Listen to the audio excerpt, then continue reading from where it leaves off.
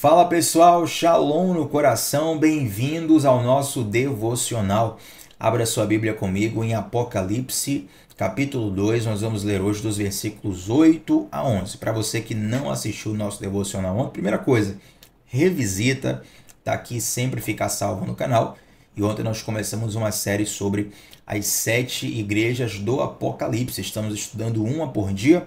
Ontem falamos sobre a carta à igreja de Éfeso e hoje vamos falar sobre a carta para a igreja de Esmirna. Para quem estava aqui ontem, inclusive nós falamos como Éfeso era a segunda maior cidade do Império Romano. Então Éfeso só perdia para Roma. E se você pegar só a parte oriental do Império Romano, Éfeso era então a principal cidade. Esmirna era uma cidade que rivalizava comercialmente, por assim dizer, com a cidade de Éfeso. Por exemplo, em Esmirna ficava o principal porto da Ásia, uma cidade muito rica, mas que a igreja era composta, em sua grande maioria, quase que pela totalidade, de pessoas pobres, pessoas de classes econômicas menos favorecidas naquela sociedade. Agora, olha como é interessante, né, gente? Esse contraste que a riqueza material traz com a riqueza espiritual. Não quero aqui de modo nenhum demonizar o dinheiro, demonizar a riqueza. Muitas pessoas acham que o dinheiro é a raiz de todos os males. Na verdade, é o amor ao dinheiro. O dinheiro é bênção, desde que o teu coração esteja em Deus. Porque aí ele vai ser uma poderosa ferramenta, tanto para o sustento pessoal, quanto para projetos e ideias que você pode ter para abençoar outras vidas também. Mas é interessante como, ainda hoje, as pessoas costumam perder a sua vida atrás de riquezas. E por perderem a sua vida aqui, por gastarem a sua vida aqui, elas vão passar uma eternidade num lugar que não é tão bom, por assim dizer. E do contrário, outras pessoas que não são tão favorecidas economicamente, financeiramente aqui, elas viverão na eternidade em ruas de ouro. Olha como é interessante nós sabermos qual o tipo de riqueza que o nosso coração persegue. Isso é algo muito sério. Uma outra curiosidade que eu já quero citar aqui, inclusive, deixa um like nesse vídeo. O seu like é muito importante para nós alcançarmos e abençoarmos mais pessoas. Se inscreve no canal, ativa o sininho das notificações. E até por sinal, gente, antes de continuar, essa série em específico aqui no Devocional, ela é um pouco mais teológica, ela é um pouco mais, a gente vai estudar um pouco mais a palavra, né? A abordagem devocional é um pouco mais simples, um pouco mais prática, porém Deus fala de diversas formas. E eu creio que ele já está falando, como você já falou ontem, na carta a Éfeso, e vai falar aqui também na carta para a igreja que estava em Esmirna. Sabe uma curiosidade sobre a cidade de Esmirna, sobre a igreja lá de Esmirna? É que a igreja de Esmirna era uma igreja que enfrentava a morte numa cidade que havia morrido e ressuscitado. A igreja em Esmirna era uma igreja que enfrentava a morte numa cidade que havia morrido, e ressuscitado. Como assim, Tiago? Uma cidade que havia morrido. Gente, lá por volta do ano 1000 a.C., perdão, do ano 600 a.C., os lídios invadiram a cidade de Esmirna e a destruíram por completo. Esmirna foi fundada no ano 1000 a.C., no ano 600 a.C., ou seja, 400 anos depois ela foi destruída, e no ano 200 a.C., Lisímaco reconstruiu a cidade de Esmirna e ela foi considerada, inclusive, a cidade mais bonita de toda a Ásia. E esse é o paralelo que os historiadores fazem sobre uma cidade que morreu e ressuscitou. E nessa cidade os cristãos, eles são inclusive entregues à morte e precisam enfrentar a morte. Um outro detalhe que eu quero trazer aqui, gente, essas curiosidades, elas fervem no meu coração, é que a igreja de Esmirna era uma igreja fiel a Cristo numa cidade que era fiel a Roma.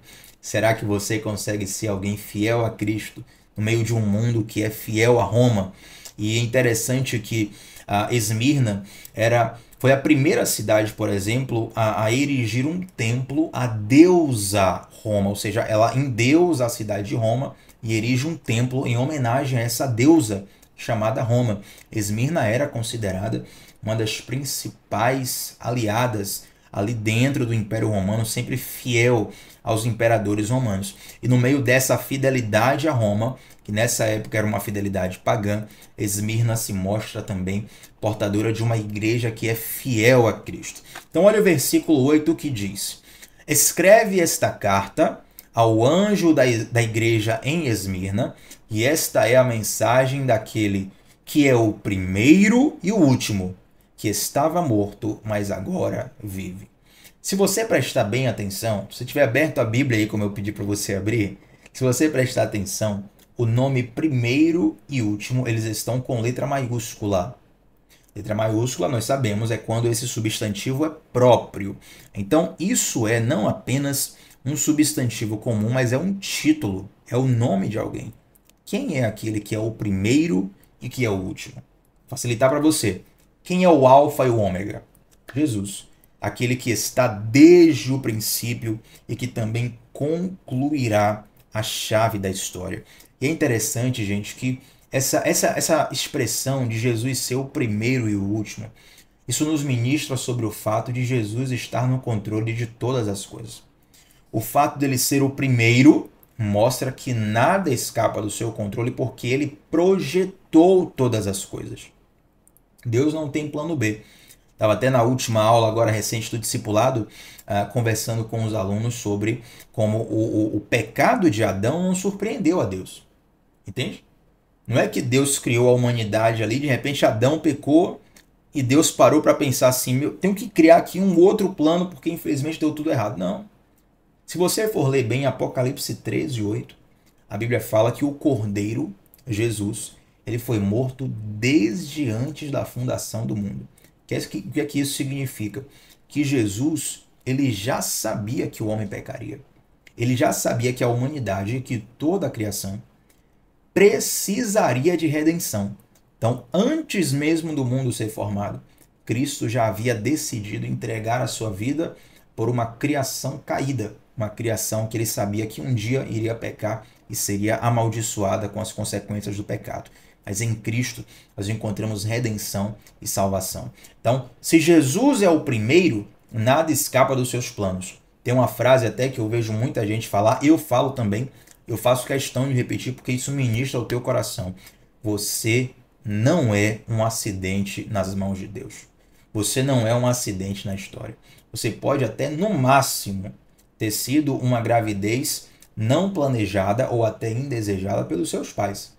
Porque os seus pais não criaram a história. Os seus pais não criaram o mundo. Os seus pais não planejaram você antes dos seus ossos serem formados. Mas Deus, o Criador dos céus e da terra, ele já sabia exatamente a pessoa que iria nascer, quando iria nascer, como iria nascer, com quais características iria nascer. Então nós não somos um acidente. O Senhor Deus, ele nos planejou e estamos aqui para viver os propósitos dele na terra. E o fato de Jesus ser o último, ele é o primeiro e o último, mostra que ele tem a chave da história. Por mais que a história pareça estar indo para um campo de descontrole, parece que Deus... É como se a gente estivesse falando, Deus, o Senhor não está vendo o que está acontecendo no mundo? Parece que o mundo está se perdendo de forma irremediável. Você olha para as guerras, para os conflitos, eu particularmente gosto muito de estudar geopolítica. Quando eu vou estudar a geopolítica específica de um país e começo ali a perceber as influências daquele país, os grupos que aquele país quer apoiar ou quer contrariar, são coisas muito mais complexas, muito mais profundas do que nos escapam nos noticiários, entendeu? Não chega no noticiário ali o detalhe de cada país, de cada governante, de cada ideia. Você não consegue hoje mensurar, por exemplo, as consequências que nós teremos no desenvolvimento das inteligências artificiais. Isso aqui, gente, é longe de estar em qualquer papo de teoria de conspiração. Existem documentos públicos hoje de grandes empresas e de grandes ícones, tanto dos Estados Unidos, da Europa, ao redor do mundo, eles pedindo para que haja um freio nesse desenvolvimento de inteligência artificial, porque a coisa pode sair de controle. Pode tomar uma proporção que nós não estaremos preparados. Entende? Agora, tudo isso foge ao nosso controle, porém não foge ao controle de Deus. Deus, ele é o dono da história, ele tem a chave da história, ele já escreveu o final. E mesmo que aos nossos olhos não haja esperança, mesmo que aos nossos olhos não haja perspectiva, nós podemos confiar num Deus que já escreveu o final da história. Eu li o final da história e no final Jesus vence. Está escrito aqui na palavra de Deus, inclusive no livro de Apocalipse que nós estamos estudando. Então receba essa ministração no seu coração. Jesus, ele é o primeiro, ele é o último. Ele tem todo o controle da história em nossas mãos. E é interessante que Jesus ele se apresenta também para Esmirna dizendo: aquele que esteve morto, mas agora vive. Observe, das 7 cartas das igrejas aqui em Apocalipse, em todas elas, Jesus vai se apresentar de um modo específico. Por quê? Porque Deus fala de um modo que nós venhamos a compreender. Posso dar um exemplo? É como se, por exemplo, se Deus quisesse falar com o Brasil, é só um exemplo, tá, gente? Se Deus quisesse falar com o Brasil, digamos que Deus fosse escolher ali uma figura de linguagem associada ao futebol, porque o futebol é um esporte muito popular aqui, toda a população tem ali uma compreensão mínima do que é o futebol. Entende? Se fosse, por exemplo, sei lá, você pode pegar um outro país, Estados Unidos, talvez utilizaria o futebol americano, ou o beisebol, outro esporte, porque lá é mais popular. Se você for falar de beisebol comigo, eu não entendo nada de beisebol, entende? Então, Jesus ele sempre fala com cada uma das cidades de um modo que eles compreendem. E tem uma curiosidade interessante, porque lá em Esmirna, havia o mito da ressurreição de Dionísio. Em Esmirna, havia o mito da ressurreição de Dionísio, que tem várias versões desse mito, né? Se você der um Google aí, você vai ver que tem várias versões desse personagem Dionísio que morreu e ressuscitou. Só que Jesus, ele vai mostrar que ele é quem verdadeiramente morreu e ressuscitou.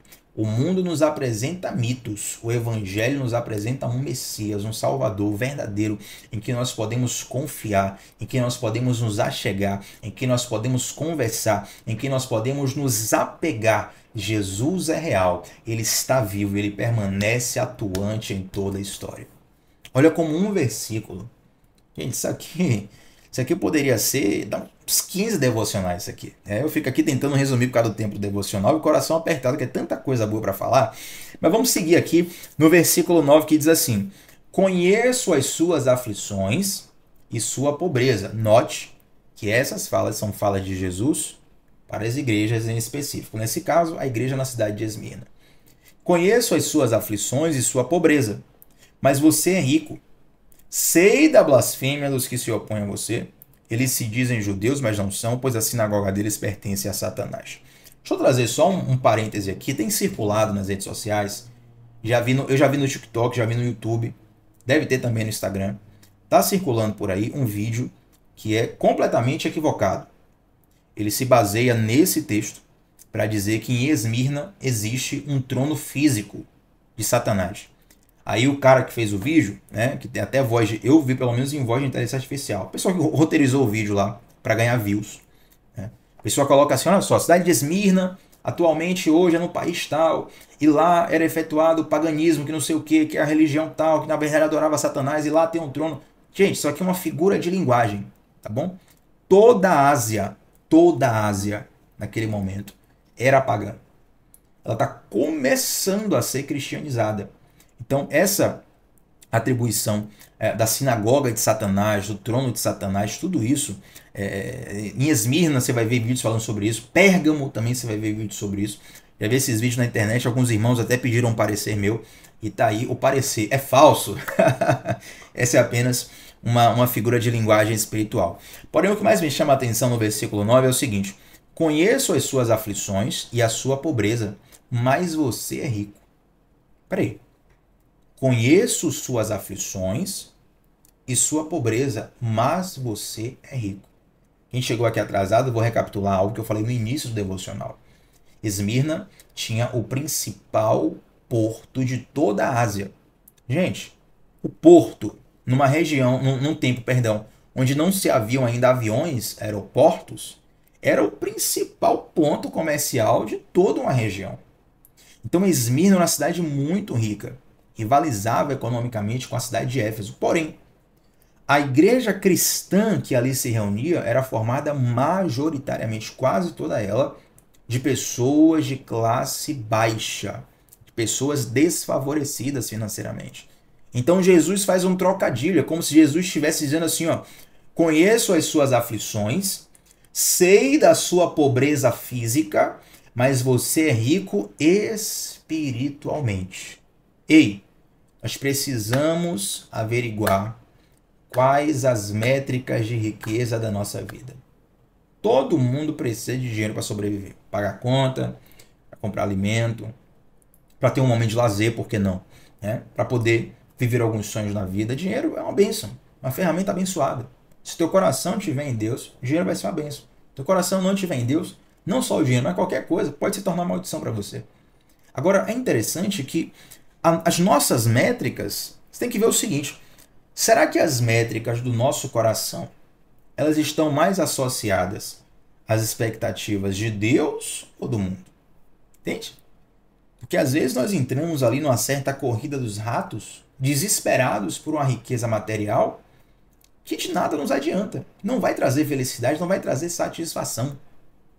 Eu acho interessante, teve um influenciador desse aqui brasileiro, não quero citar o nome agora, mas ele falou que, perguntaram a ele, né? Olha, você é muito rico, o que é que você acha? Acha que o dinheiro traz a felicidade? Aí esse influenciador falou algo interessante, eu guardei isso comigo, ele falou, olha, dinheiro não traz a felicidade, mas eu gostaria que todo mundo ganhasse dinheiro para que eles percebessem que isso aqui não é papo, para eles perceberem de fato que dinheiro não traz felicidade, entende? Ou seja, ele acredita nisso, mas ele entende que muitas pessoas não acreditam porque não tem dinheiro. Quando você é pobre, meu amigo, você acha que o dinheiro vai resolver todos os problemas da sua vida. Quando você ganha dinheiro, você descobre que realmente a pecúnia, as finanças, elas ajudam em algumas coisas da vida, mas está muito longe de resolver os principais dilemas do coração. Gente, o índice de pessoas que tiram a própria vida é muito mais associado a pessoas de muito ganho financeiro do que de pouco. É muito forte isso, entende? Então a gente precisa perceber e se perguntar assim, ó, será que as métricas do meu coração estão mais associadas às expectativas do mundo ou às expectativas de Deus? A gente guarde seu coração em Deus, porque muitas vezes você pode ser até socialmente uma pessoa desfavorecida, mas você precisa ter a riqueza do espírito, a riqueza do coração. E essa riqueza é eterna. Ninguém leva para a eternidade a conta bancária. Você pode ser rico aqui no máximo 60, 70, 100 anos, 120 anos, sei lá. Mas quando você tem a verdadeira riqueza, que é ter Jesus no coração, meu irmão, você tem uma eternidade para desfrutar da presença de Deus e de tantas coisas que essa presença nos traz. Amém? Versículo 10 diz assim, ó, não tenha medo.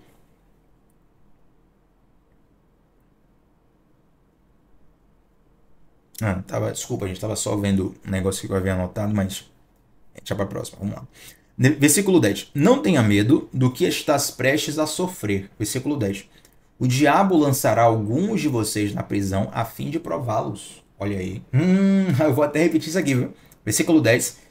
Não tenha medo do que está prestes a sofrer. O diabo lançará alguns de vocês na prisão a fim de prová-los. E terão aflições por 10 dias. Mas se você permanecer fiel, mesmo diante da morte, eu lhe darei a coroa da vida. Gente, Deus, ele nos traz encorajamento diante de uma perseguição iminente. Eu até fiz uma pesquisa recente que diz que hoje no mundo, ainda hoje, não é naquele tempo não, ainda hoje no mundo, cerca de 340 milhões de cristãos vivam no contexto de perseguição a céu aberto. Perseguição à luz do dia. Tiago, o que é perseguição à luz do dia? É o seguinte, aqui no Brasil, você tem no máximo ali uma oposição cultural, entende? Então tem alguns temas sociais que se você colocar uma opinião bíblica na rede social, você vai ter ali uma crítica dos seus amigos, né? Você vai no máximo sofrer ali um constrangimento ou outro, mas não é algo oficial no Brasil. Pelo que me consta, até hoje, pelo menos, no momento da transmissão desse devocional, o evangelho ainda é livre para ser expressado e vivido aqui no Brasil. O evangelho e as outras religiões, outros credos também, pelo que me consta, tá bom? Agora, tem vários lugares no mundo em que a perseguição ela é legalizada. Que se você for pego com uma Bíblia na mão, meu irmão, você vai preso. Isso quando você não vai morto e a sua família morre junto. Tem lugares lá no Oriente Médio, nem vou falar nome agora, que a pessoa não achar que eu estou politizando a coisa. Lá no Oriente Médio, tem alguns lugares, só dá um Google, onde se você for pego com a Bíblia, ou se uma comunidade for pega cultuando a Deus, meu amigo, a tua família tem que te expulsar. Se ela não te expulsar, morre você e a sua família. Se ela te expulsar, você ainda vai preso. Aí, alguns, infelizmente, são mortos, outros ficam presos sofrendo uma série de questões, uma série de restrições sociais. Entende? Então, ainda hoje, a perseguição ela é uma realidade e ela irá aumentar. Mas o mesmo Deus que está falando, ó, vocês vão sofrer, ele diz assim, ó, não tenha medo do que estás prestes a sofrer. Ou seja, Deus nos traz um encorajamento. Ele diz, o diabo lançará alguns de vocês na prisão a fim de prová-los e terão aflições por 10 dias. Tiago, o que são esses 10 dias? São duas coisas aqui, gente. A interpretação mais profunda aqui careceria de uma outra pegada. Não é para um devocional aqui agora. Essa interpretação mais profunda precisaria de mais tempo, tá bom? Mas a ideia da aflição ser por 10 dias mostra que o sofrimento e as aflições são temporárias. Por mais que você sofra nessa vida, a aflição ela é temporária diante do que você tem para ganhar na eternidade. Gente, nós não temos noção da eternidade porque nós ainda estamos nesse tempo cronos. Nós não morremos e voltamos. E quando nós morremos, provavelmente só vamos ressuscitar lá quando Jesus voltar, né? Mas vamos pensar o seguinte, uma pessoa que tenha 80 anos de idade, uma pessoa que viveu consideravelmente 80 anos, não é todo mundo que chega aos 80 anos, né? Digamos que essa pessoa tenha um sofrimento por 1 milésimo de segundo da sua vida. Chega para essa pessoa e fala assim, olha, dos 80 anos de idade, você vai sofrer só 1 milésimo. Parece algo até engraçado, né? Pô, 1 milésimo é irrelevante. Pode me colocar para sofrer 1 milésimo aí, porque 1 milésimo diante de 80 anos é muito pouco. Então, dessa mesma forma, aquilo que nós sofremos nessa vida é um lapso de tempo muito, muito, muito, muito pequeno diante do que está preparado para nós. Então Deus ele nos dá esperança de que o sofrimento virá, porém ele é passageiro. E olha o que ele diz, se você permanecer fiel diante da morte, eu lhe darei a coroa da vida. E aí termina o versículo 11, nós vamos orar agora para encerrar o devocional. Quem tem ouvidos para ouvir, ouça o que o Espírito diz às igrejas. Quem for vitorioso não sofrerá o dano da segunda morte. Para inspirar vocês, eu separei aqui uma frase de Policarpo, que foi bispo lá em Esmirna. Inclusive, uma recomendação literária, tem um livro chamado O Livro dos Mártires. Quem escreveu foi John Foxe. Tá? Foxe é F-O-X-E. John Foxe, O Livro dos Mártires, e ele coloca ali uma coletânea de testemunhos de mártires cristãos. Dentre eles, Policarpo. Foi um mártir, ele morreu queimado, né? E quando os cristãos estavam prestes a serem mortos, como é que falam? Os carrascos, né, que iam matar os cristãos, eles faziam uma proposta. Olha, você nega o seu Deus, se você negar o seu Deus, a gente vai deixar você viver. Se você não negar, nós vamos matar você. E aí, última chance, nega ou morre? E aí, Policarpo, diante do fogo que iria consumi-lo, ele fala uma frase que eu quero ministrar ao seu coração aqui. Ele diz assim, é melhor ser queimado pelo fogo da perseguição do que pelo fogo do inferno. Policarpo, que foi discípulo direto de João, diz a história da igreja, e foi bispo na cidade de Esmirna. É melhor ser queimado pelo fogo da perseguição do que pelo fogo do inferno. Que Deus nos ajude e nos sustente em nome de Jesus. Vamos orar, gente? Pai, nós te damos graças por essa palavra.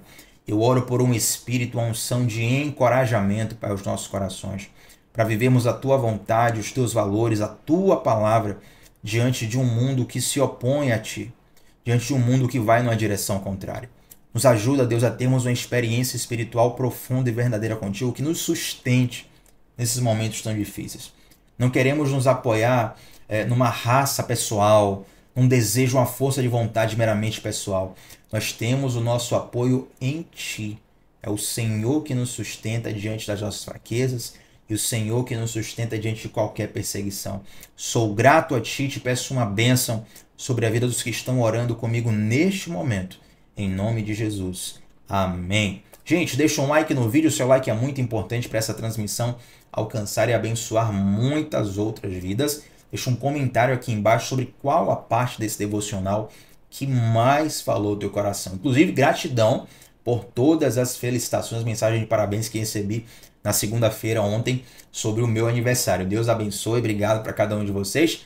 Tamo junto, gente, sempre de segunda a sexta, às 7h30 da manhã, sempre começando o dia mergulhando na palavra de Deus. Se você é novo por aqui, fica à vontade para maratonar o canal. Tenho certeza que Deus vai te abençoar muito com cada um dos devocionais que aqui estão salvos. Até a próxima. Tchau, tchau.